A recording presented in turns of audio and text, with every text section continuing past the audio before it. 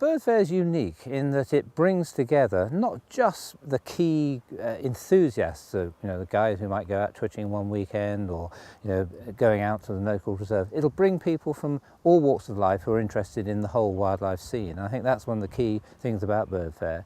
It came about really in a discussion with Martin in a pub called the Finch's Arms, just on the hillside up in Hamilton. And the whole thing sort of slowly evolved. It meant getting backers, sponsors. We were lucky to get in focus right from the beginning with Bruce Hanson. And so it grew and grew and grew, and now, of course, it's become this massive, great worldwide event.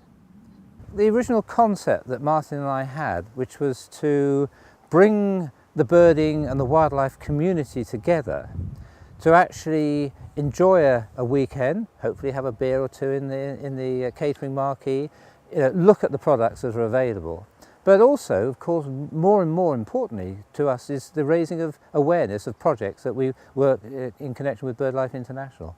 All over the world, bird fairs are being created, are spawned, if you like, from this one event. And so we can be very proud that Bird Fair isn't just here at Rutland Water, it's enthusing people about birds, on a global scale.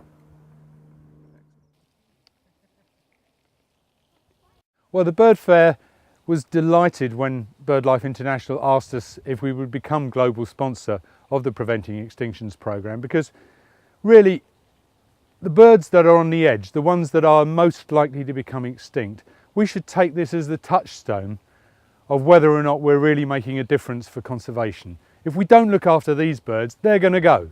They will disappear off the face of the earth, and that's the end of it. Extinction is forever.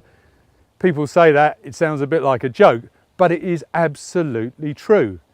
This year we're continuing that support, but we're picking out a particular aspect of it because there are 45 of those birds, the critically endangered birds, the ones on the brink of extinction.